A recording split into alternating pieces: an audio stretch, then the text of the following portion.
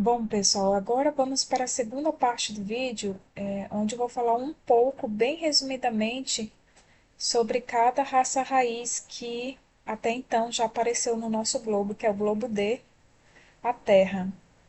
Bom, antes de adentrar no assunto, vamos só fazer uma revisão de alguns aspectos que já foram falados aqui no vídeo, aliás, que já foram falados em outros vídeos aqui do canal. Bom, quando uno o absoluto, o todo, o que os cabalistas chamam de Ain Sof e os hindus chamam de Parabrahman, ele desperta do seu sono pralaya, ou seja, do seu período de inatividade para um período de atividade, que é justamente a primeira diferenciação da substância cósmica, em que vai ser construído, vai ser expandido tudo aquilo que há, ou seja, é o início do universo, da expansão do universo. Essa primeira manifestação, para os cabalistas, é chamado de Keter, e para os hindus é chamado de Brahman, e para os filósofos gregos é chamado de Logos. Então, essa primeira manifestação, que em muitas tradições é simbolizada por um raio ou mesmo uma luz primordial, é representada também simbolicamente por um triângulo supremo. Bom, desse triângulo supremo, que é a luz primordial, o primeiro raio, a primeira manifestação, descendem as outras luzes, ou seja, desse primeiro raio, dessa primeira manifestação em escala descendente, vão formando-se como se fossem ondas cada vez mais consolidadas dessa luz, que se converte na matéria densa em nosso plano objetivo. E também de onde procedem as numerosas hierarquias das forças criadoras.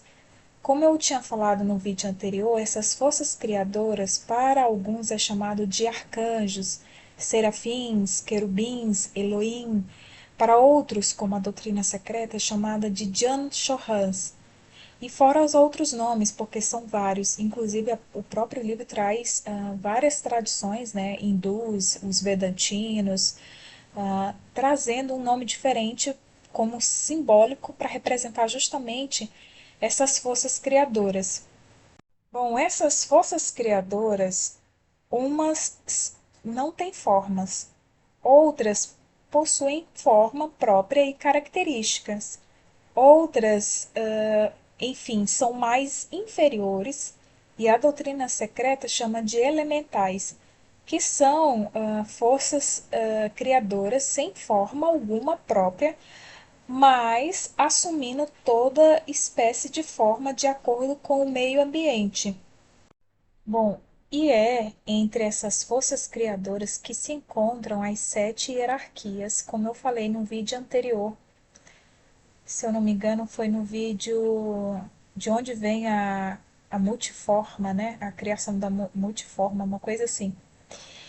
Então, entre essas forças criadoras se encontram as sete hierarquias dos seres, que são chamados de os construtores. Na Índia é chamada de Pitris. De forma geral, eles são chamados, de forma geral, genérica, pela doutrina secreta, é Dhyana Chohans. Na Índia é chamado de Pitris, na Cabala é chamado de arcanjos, querubins, Elohim. Eles são divididos em classes, como explicado no vídeo anterior. Aí a classe, a quatro classes deles, que são as classes inferiores por estarem próximos dos planos da manifestação, que é justamente esses quatro planos aqui, onde se encontra o globo da cadeia terrestre, né? Que o nosso globo Terra mesmo é o globo D. Então, essas quatro classes são as mônadas mais desenvolvidas. Ou seja, esses seres criadores são as quatro classes entre as outras, né? Porque tem as outras classes, mas quatro classes são as próprias mônadas mais desenvolvidas, que são chamadas de os deuses lunares ou espíritos na Índia, né? Chamado de Pitris. cuja função é passar na primeira ronda. Quando fala ronda, significa globo. Se é o primeiro globo, é o globo A, ou seja, cuja função é passar na primeira ronda globo A através do ciclo tríplice e completo dos reinos mineral, vegetal e animal em suas formas mais nebulosas, etéreas e rudimentares, assumindo-as a fim de assimilar a natureza da cadeia recentemente formada. Estas mônadas são as primeiras a alcançar a forma humana, se é que se pode existir alguma forma no reino do quase subjetivo sobre o globo A, na primeira ronda. Ou seja, pessoal, voltando de novo aqui para o desenho, novamente, o triângulo ele está localizado nos três planos, que são os planos superiores, os planos da não forma. Os planos, que é justamente a tríade superior da Cabala, na exemplificação do simbolismo. Os quatro planos abaixo do triângulo são justamente os planos da manifestação, são quatro planos. Então, o globo A ele se encontra no primeiro plano da manifestação. É bem lógico e óbvio, né, que o primeiro plano, sendo o primeiro plano da manifestação, seria um plano etéreo. Por quê? Porque para que aconteça a forma densa matéria, primeiro tem que se formar os seus moldes etéreos, ou seja, os mundos superiores, para que chegue no último, que é o plano 4, que é justamente onde se encontra o nosso globo D, que é a Terra. Bom, nessa parte deu para perceber também que esse ciclo tríplice que ela fala, ciclo tríplice completo dos reinos mineral, vegetal e animal, são formas mais nebulosas, etéreas e rudimentares, ou seja, eu volto a dizer o que eu disse nos outros vídeos anteriores, não é o vegetal, o mineral, nem o animal tal como é hoje, palpável, denso, matéria densa, mas sim os protíleos, ou seja, as suas formas etéreas. Lembra que a gente está no primeiro plano da manifestação, no primeiro plano das manifestações, né? Porque são mais de uma, os planos até chegar no seu ápice, que é a forma densa, a matéria, o físico. Bom, continuando, são exatamente essas mônadas que se acham, portanto, na vanguarda do elemento humano e o representam durante a segunda e a terceira rondas, ou seja, globo B e globo C, e que finalmente preparam suas sombras no começo da quarta ronda, ou seja, o nosso globo D, globo Terra, na primeira raça raiz, para a segunda classe, ou seja, para as mônadas que virão em seguida. Ou seja, aquelas mônadas que passaram pelo ciclo tríplice são elas que ficam na vanguarda do elemento humano, ou seja, são elas que passam também pela roda ou globo B e C e chega até o globo D. Quando chega no globo D, na primeira raça raiz, são elas que projetam, por assim dizer, as próprias sombras, que são os duplos, que aí a gente vai entender agora essa segunda parte. Ok, depois de todo esse resumo básico, agora vamos para a primeira raça raiz, que é os nascidos por si mesmos, ou os sem ossos, ou filhos do crepúsculo. Bom, essa primeira raça é justamente aquelas mônadas que a gente acabou de falar delas, que elas preparam as sombras, ou seja, os seus próprios duplos astrais, por assim dizer, seus próprios corpos etéreos, por assim dizer, para as mônadas que vêm em seguida. Então, a primeira raça ela é constituída desse corpo etéreo, dessas mônadas que alcançaram o estado humano, mesmo que esse estado humano ainda seja muito, a princípio, muito etéreo, que é o que a gente vai conhecer agora. Pelo menos para a gente se situar aonde é que a gente se encontra no livro, quando o livro fala das raças. Então, a primeira raça raiz, ela foi tão etérea quanto a nossa é material. Foram os duplos astrais dos Elohim criadores, ou Pitris, como queiram chamar, como chamados na Índia, né, os Pitris, ou Dhyan Chohans inferiores, como chamados na doutrina secreta. Bom, essa raça era eram sem sexos, eram assexuais. Não tinham o quarto princípio e nem o quinto princípio. Eram chamados de amanasa ou amanasa, alguma coisa assim. Bom, para vocês compreenderem o que é quarto princípio e quinto princípio, verifique o vídeo que foi falado sobre a Constituição Centenária do Homem, que fala exatamente dos 7 princípios do homem. Então, qualquer dúvida, vocês assistem aquele vídeo porque vai sanar muita dúvida. Bom, essa primeira raça raiz, elas deram origem à segunda raça de modo inconsciente, como fazem certas plantas, ou talvez como a ameba, só que em uma escala mais etérea e mais impressionante e mais intensa. Essa raça, a primeira raça raiz, ela desapareceu na segunda raça raiz.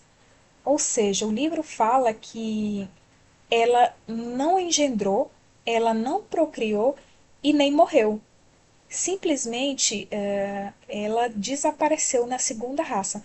Bom, o livro fala o processo desse desaparecimento, porém, como eu estou dando aqui apenas um breve resumo para a gente se situar no contexto geral da doutrina secreta, e para não ficar muito extenso o vídeo, então eu estou dando só uma pincelada. Depois talvez eu aprofunde. Bom, essa primeira raça raiz era espiritual internamente e etérea externamente.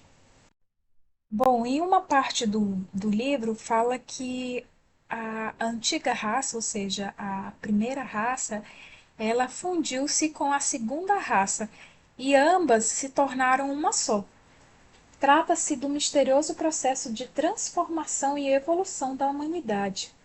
O material das primeiras formas, que era a princípio nebuloso, etéreo e negativo, foi atraído pelas formas da segunda raça e por elas absorvido, tornando-se deste modo seu complemento. A explicação do comentário é que, sendo a primeira raça constituída tão somente das sombras astrais dos progenitores criadores, e não tendo, obviamente, corpos astrais e físicos próprios, a raça nunca morreu, ou seja, a primeira raça nunca morreu. Seus homens dissolveram-se gradualmente e foram absorvidos pelos corpos de sua progenie, ou seja, os da segunda raça, os nascidos do suor, que eram mais densos que os deles. A antiga forma se desvaneceu, foi absorvida pela nova forma, desaparecendo-se nela. Então, aqui fala exatamente dessa transição da primeira para a segunda raça. Naquela época, ou seja, não havia morte naqueles dias de um período mais ditoso que a Idade de Ouro, mas o material primitivo ou paterno era utilizado para a formação do novo ser, a fim de constituir o corpo e até mesmo os princípios ou corpos internos ou inferiores da progenie. Bom, vou abrir um parênteses para a gente entender como é que funcionava a mônada dentro dessas primeiras formas humanas, em que pese essas formas serem etéreas ainda, né? Bom, o livro fala que a mônada ela é impessoal e um deus por si, embora inconsciente neste plano, ou seja, no quarto plano, que é onde se encontra o nosso globo, o globo D. Porque, uma vez separada de seu terceiro princípio, que geralmente nós chamamos de o quinto, que é o manas, que é exatamente a linha horizontal do primeiro triângulo manifestado ou a trindade, não pode ter consciência ou percepção das coisas deste plano terrestre. O mais alto vê pelos olhos do mais baixo, no mundo manifestado. Inclusive, sobre essa parte, o livro fala que o espírito, que é chamado de Purusha, permanece cego sem o auxílio da matéria, ou seja, sem o auxílio de Prakriti, nas esferas materiais. E assim também sucede com o Atma Buddhi, sem manas, ou seja, assim sucede com a mônada, sem o princípio mental, que é o manas, é o quinto princípio.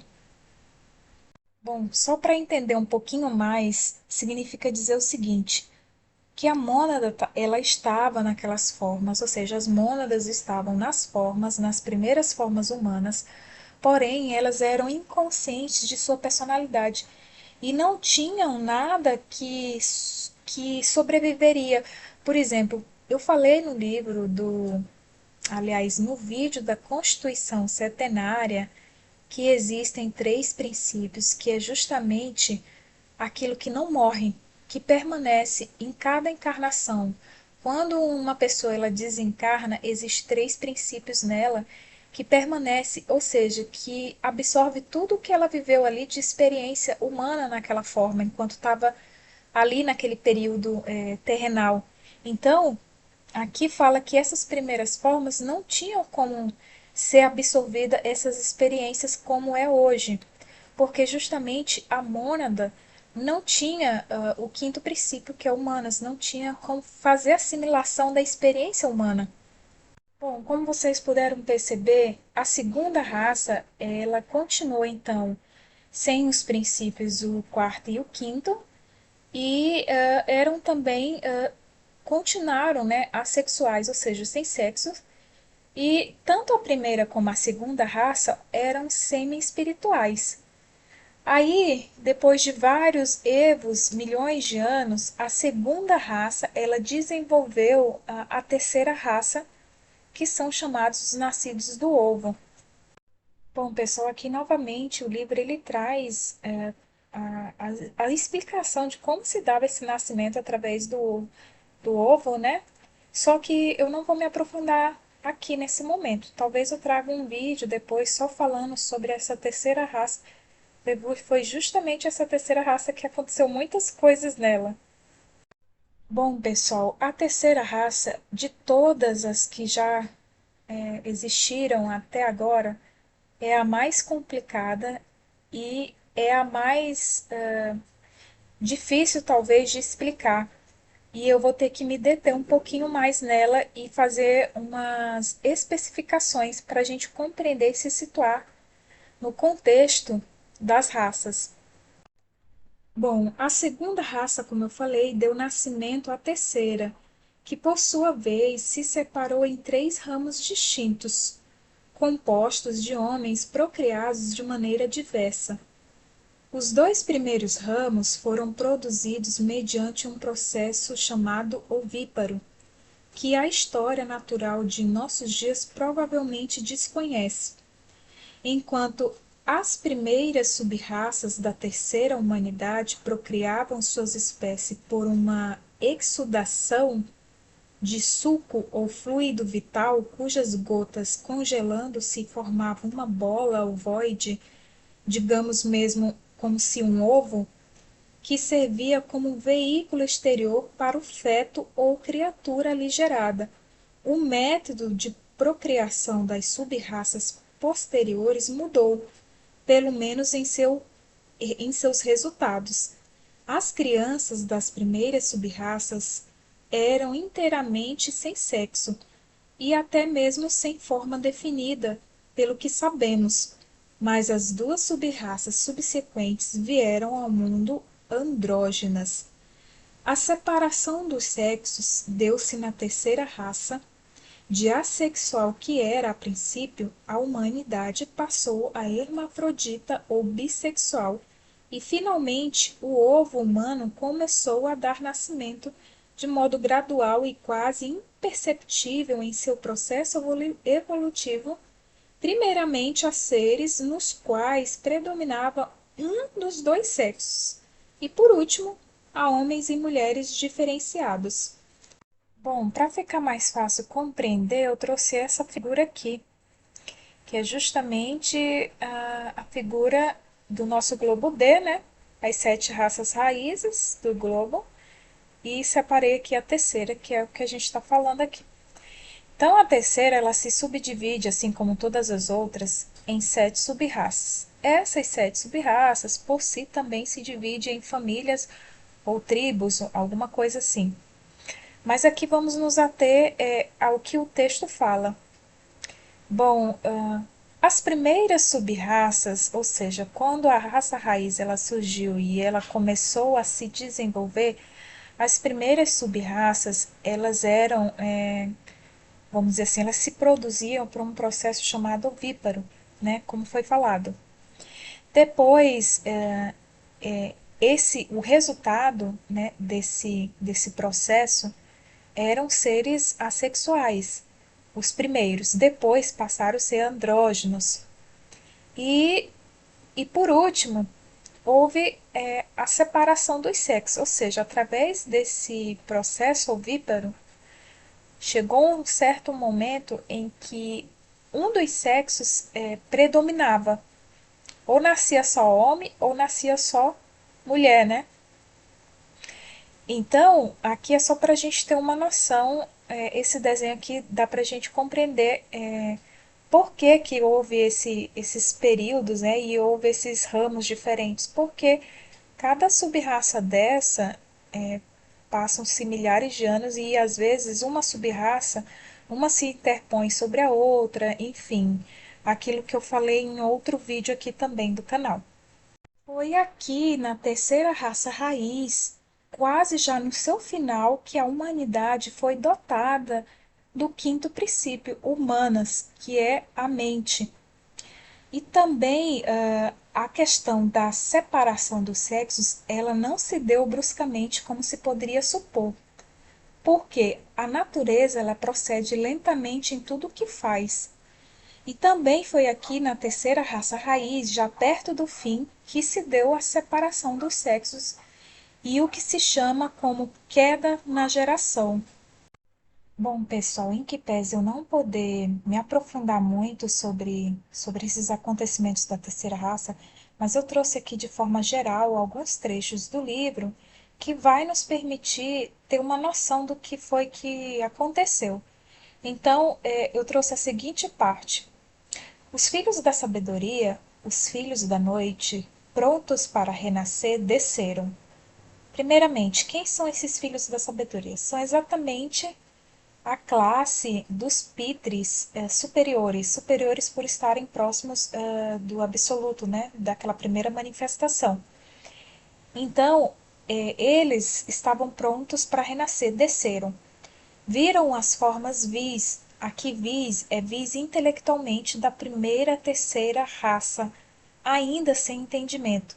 Lembra que eu falei que a primeira, a segunda e provavelmente o início da terceira, eles não tinham o quinto princípio, que é humanas, que é justamente a mente que faz a ligação com a mônada? Então, aí eles falaram: podemos escolher, disseram os senhores, nós temos a sabedoria. Alguns entraram nos Shayans, que são as formas, né, as formas humanas, até então que já estavam ali criadas, já estavam desenvolvidas. Outros projetaram uma centelha, outros ainda demoraram até a quarta, ou seja, até a quarta raça raiz. Com o seu próprio rupa, encheram, intensificaram o kama. O rupa aqui é energia, é forma também. Intensificar o kama. O kama é o quarto princípio, é o corpo de desejo, o corpo de paixões. Os que entraram vieram ser os artes, não sei como é que se pronuncia esse nome, mas significa que são os sábios, os instrutores, os futuros adeptos, ou seja, os instrutores que tinham a sabedoria e que passariam para as futuras gerações, as futuras raças.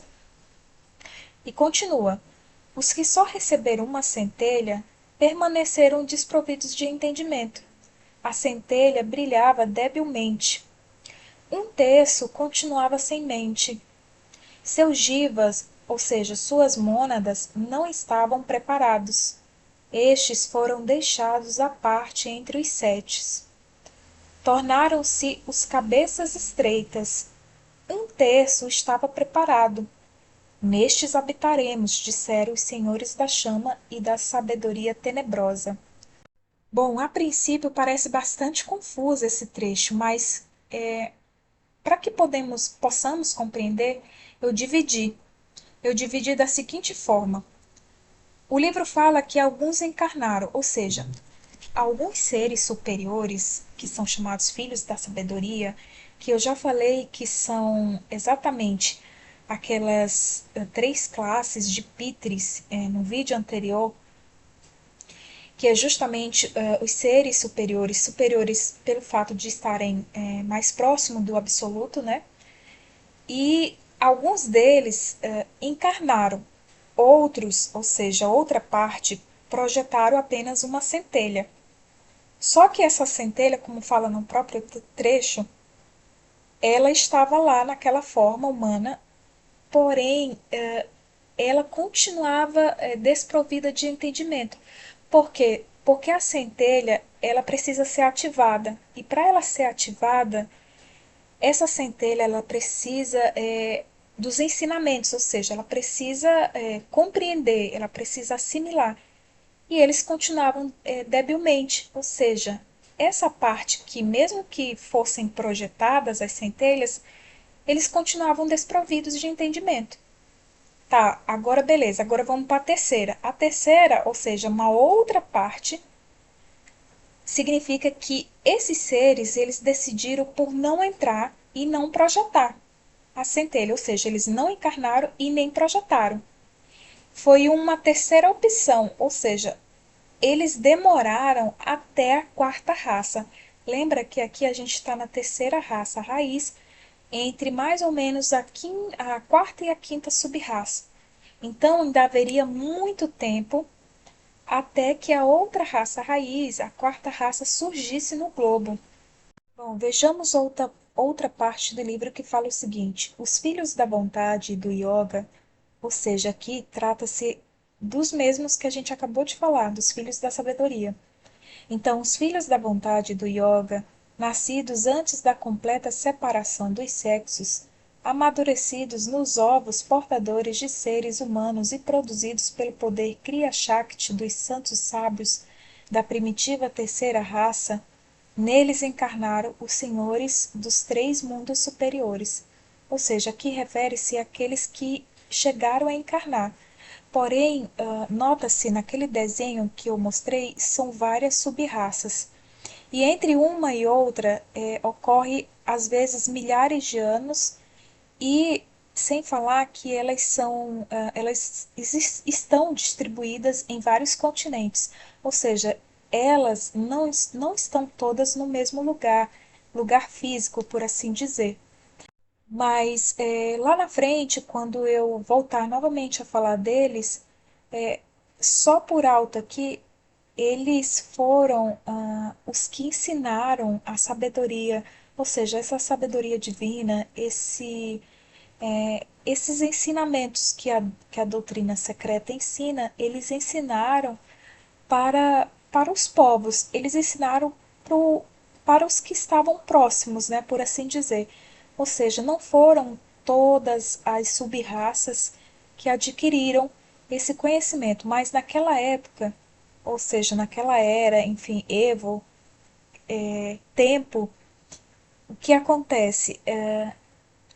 Alguns conseguiram ativar, por assim dizer, o aspecto superior do Manas através desses filhos da vontade, né?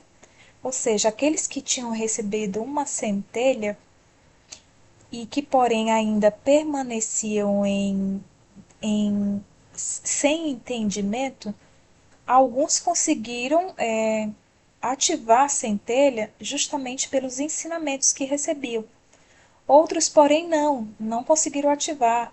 E o que ativaram, na verdade, foi o aspecto inferior do Manas, que foi o aspecto, como eu disse no vídeo da Constituição Centenária, o aspecto inferior ele está ligado ao Kamarupa, que é o veículo, corpo de paixões, corpo de desejos.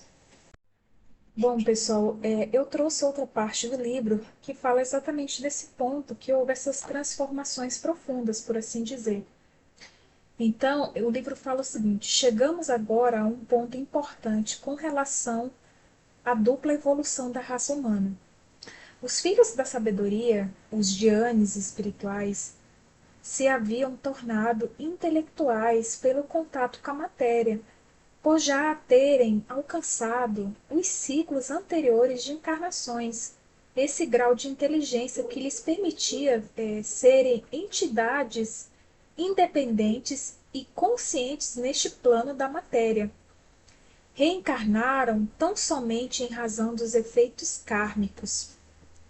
Bom, essa primeira parte eu preciso dar uma esclarecida. Bom, esses filhos da sabedoria foram aqueles que eu acabei de dizer, seres espirituais, os construtores da forma humana também, né? Da constituição do homem. Eles eram seres superiores, por quê? Em termos de inteligência, porque em outros manvantaras, ou seja, em outros ciclos, eles já haviam passado por esse ciclo que agora os pitres inferiores estavam passando. Então, se esses filhos da sabedoria, eles atingiram a inteligência, a parte intelectual, eles tinham experiência, eles eram justamente superiores porque eles já tinham passado por esse processo em outros ciclos de evoluções, que não esse que é o que a gente está vivendo agora. E nesses ciclos anteriores, eles adquiriram esse grau de inteligência que lhes permitiam serem exatamente as entidades independentes e conscientes no plano da matéria. Bom, continua. Quando eles entraram naqueles que estavam preparados, convertendo-se nos artes, eu não sei bem como é que pronuncia aquela palavra, mas enfim, os sábios anteriormente mencionados, o livro fala que aqui cabe uma explicação.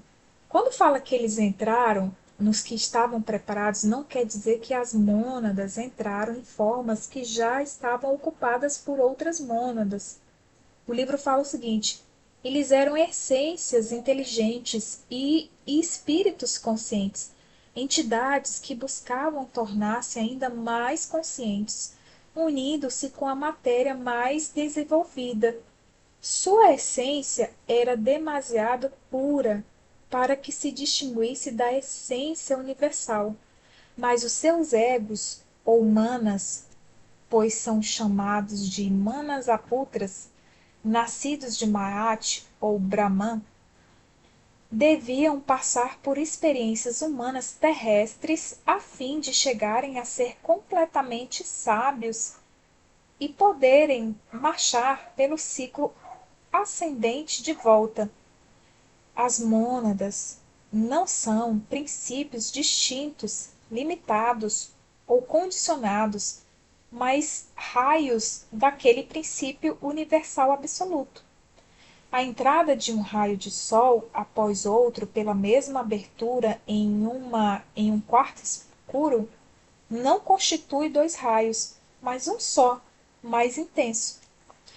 Ou seja, ela explica que as mônadas, ou seja, aqueles filhos da sabedoria, quando decidiram encarnar nos que estavam preparados e se tornaram os tal dos artes ou sábios, os instrutores da raça humana que viria depois, né?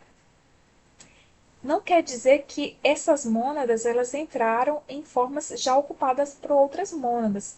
E aí ela explica que as mônadas elas não são princípios distintos, limitados ou condicionados, mas são raios daquele princípio universal, o absoluto. E aí ela dá até um exemplo. A entrada de um raio de sol após outro pela mesma abertura em um quarto escuro não constitui dois raios, mas um só, mais intenso. Bom, isso é um enigma, né? Para a gente tentar compreender nossa mente humana limitada, uma, uma explicação tão metafísica a respeito de nossa constituição monádica.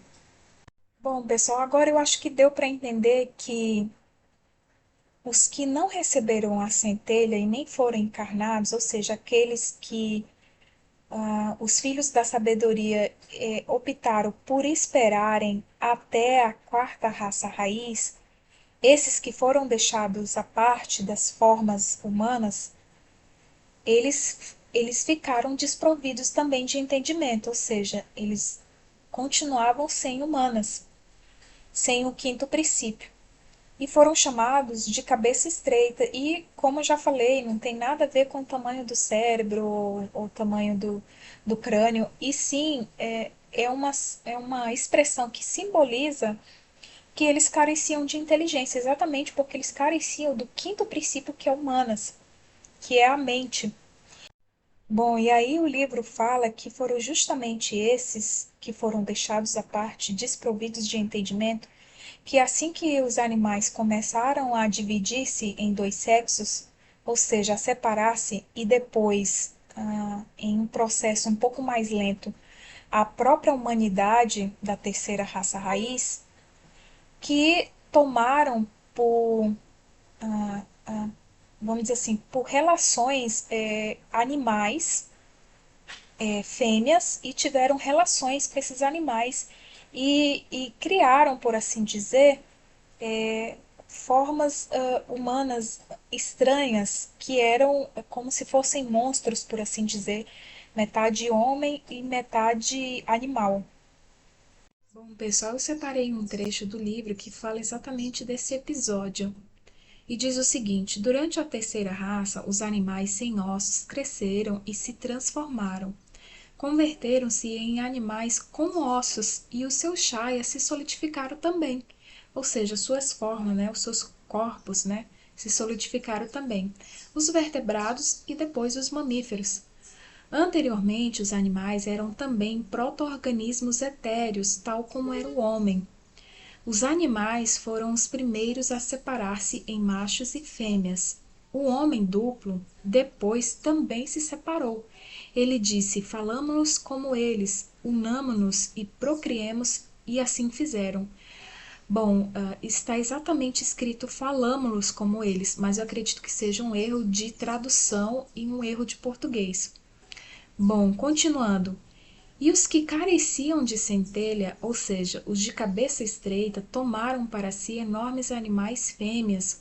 Com eles procriaram raças mudas. Eles próprios, ou seja, os de cabeça estreita, eram mudos, mas as suas línguas se desataram. As línguas de sua progenie permaneceram mudas. Eles geraram monstros, uma raça de monstros encurvados e cobertos de pelo vermelho que andavam de quatro patas, uma raça muda para silenciar sua vergonha. Bom, e aí a Helena Blavatsky faz uma ressalva dizendo que estes animais ou monstros não são os antropóides nem outra qualquer espécie de símio, mas correspondem ao que os antropólogos poderiam chamar de o elo perdido, ou seja, o homem inferior primitivo. Bom, e outro trecho fala o seguinte: como procederam os manasas? Manasas são os que têm mentes, são os filhos da sabedoria, os filhos da chama. Como procederam os manasas, os filhos da sabedoria? A resposta é: alguns rechaçaram os nascidos por si mesmos, os sem ossos, ou seja, a primeira raça, né? Não estavam preparados. Desdenharam os nascidos do suor, não estavam inteiramente preparados. Não quiseram entrar nos primeiros nascidos do ovo. Bom, a um teísta ou a um cristão, este versículo haveria ou havia de sugerir antes uma ideia teológica, a da queda dos anjos pelo orgulho. Na doutrina secreta, porém, as razões para a negativa de encarnar em corpos físicos meios preparados parecem relacionar-se mais com motivos fisiológicos do que com motivos metafísicos. Nem todos os organismos se encontravam suficientemente preparados. Os poderes que deviam encarnar escolheram os frutos mais maduros e desprezaram o resto. Bom, pessoal, para finalizar essa primeira parte do vídeo, porque senão vai ficar muito extenso, ou seja, essa primeira parte que eu trato das raças raízes, eu vou só finalizar aqui com algumas informações a mais e aí eu continuo um outro vídeo falando ainda sobre essa terceira raça raiz e sobre as outras que até então já apareceram no nosso globo, que é o globo D. Bom, aqui novamente o mesmo desenho para a gente se situar. Quando essas situações aconteceram, foram exatamente na terceira raça raiz, eu acredito que foi entre a quarta sub-raça e a quinta sub-raça, que começaram as, as formas humanas a se separarem, né, de andrógenas para bissexuais. E também foi mais ou menos aqui, né, nessas quarta e quinta sub-raça, que as formas humanas, algumas foram dotadas do quinto princípio, que é humanas. Bom, a Helena Blavatsky ela fala que os primeiros andrógenos a se separarem, ou seja, a, a se dividirem entre masculinos ou femininos, né? Aconteceu exatamente no continente da Lemúria.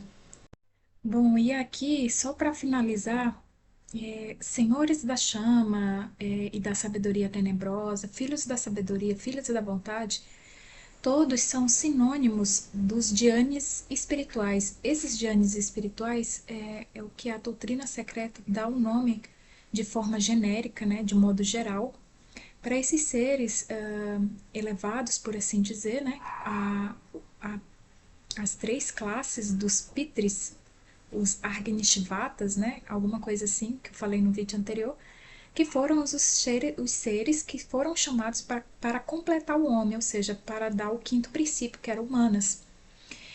E aí, o livro ainda traz outros nomes, outros sinônimos que eu vou passando no decorrer dos outros vídeos.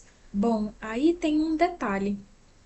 Aqueles senhores da chama, ou seja, os filhos da sabedoria, os Dhyanis, que encarnaram, que de fato encarnaram, ou seja, que uma parte obedeceram à lei da evolução e chegaram a encarnar, esses eles são chamados de serpentes da sabedoria. Ou, em outras tradições, eles são chamados de dragões da sabedoria, que aí tem a ver com tudo que surgiu, né, depois disso, como mitologias, enfim, tradições religiosas a respeito desses adeptos, né, que eram chamados de serpentes da sabedoria, e tem a ver também com o que está no Gênesis sobre a serpente, né, que seduziu Eva, enfim, tem a ver com esses adeptos que chegaram realmente a encarnar e chegaram a passar o conhecimento para alguns que já estavam formados, por assim dizer, preparados, né, como o próprio livro fala. Bom, pessoal, até então, e só mais um detalhe, aqui de novo o diagrama, né, esses seres dos quais eu estou falando, eles estão aqui representados no triângulo, ou seja, no mundo, os três planos superiores, que é o mundo da não forma. Porém, como o próprio livro falou, esses seres que em outros manvantaras, ou seja, em outros ciclos, que não esse que a gente está vivendo, eles passaram também por essa transição, ou seja, por esses ciclos de encarnações, e eles se tornaram superiores exatamente pela experiência que eles já tinham passado. Porém, humanas, o quinto princípio deles precisavam passar pela experiência terrestre, né, para que eles se tornassem ainda mais sábios ou completassem, né, a sua sabedoria em relação a essa assimilação que seria feita com o plano terrestre, ou seja, com as formas humanas. Bom, pessoal, era isso. Até então, a gente se vê agora no próximo vídeo, que é a continuação desse. Como eu disse, eu vou continuar falando um pouquinho mais sobre a terceira raça e aí as outras duas que até então já apareceram no nosso globo D, que é o globo Terra, que é justamente até a quinta, né? A quinta é onde a gente se encontra. Então é isso, nos vemos nos próximos vídeos. Até breve. Tchau, tchau!